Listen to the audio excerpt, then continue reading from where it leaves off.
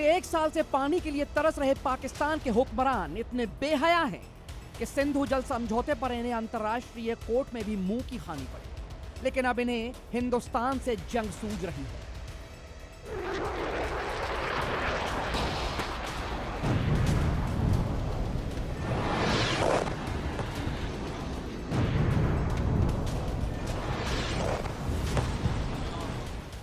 इसे लेकर पाकिस्तान के रक्षा मंत्री ख्वाजा आसिफ 2 दिन पहले ही ऐलान कर चुके थे कि अब पाकिस्तान सेना एलओसी पर ड्रोन यूनिट तैनात कर चुकी है।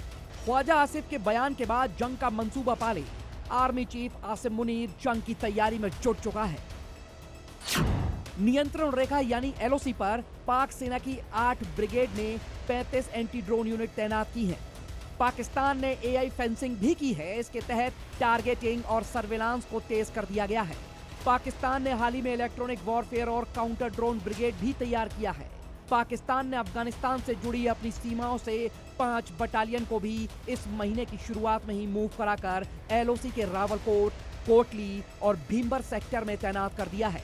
इन्हीं जगहों से पाकिस्तान भारत में आतंकियों की घुसपैठ कराता रहा है। दरअसल भारत ने पिछले साल अप्रैल में पहलगाम आतंकी हमले में 26 लोगों की मौत के बाद पाकिस्तान के साथ सिंधु जल संधि को निलंबित कर दिया था। भारत तब भी कह रहा था कि जब तक पाकिस्तान सीमा पर आतंकवाद के खिलाफ कोई ठोस कार्रवाई नहीं करता तब तक संधि बहाल नहीं की जाएगी। तो फिर किस आधार पर भारत से मुरब्बत चाहता है पाकिस्तान, ये तो दुनिया जानती है। पाकिस्तान में आतंकी गतिविधियों से जो जल संकट है वो कितना बड़ा हो चुका है।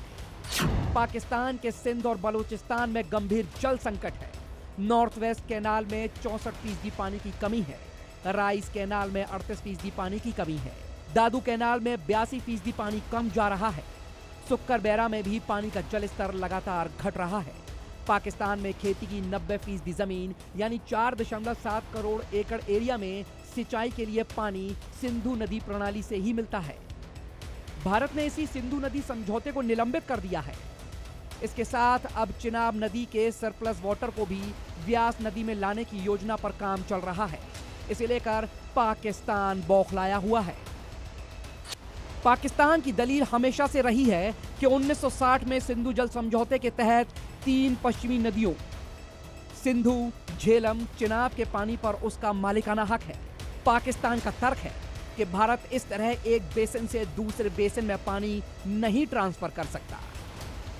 लेकिन इसे लेकर पाकिस्तानी नेता पहले भी जहरीले बयान देते रहे हैं। पाकिस्तानियों के तेवर तो देखिए, जल संकट पर बात करने के बजाय और आतंकियों के खिलाफ कार्रवाई करने के बजाय पाकिस्तानी रक्षा मंत्री को जंग सूझ रही है। लगता है 1 साल पहले ऑपरेशन सिंदूर की मार भूल गए हैं पाकिस्तानी हुक्मरान।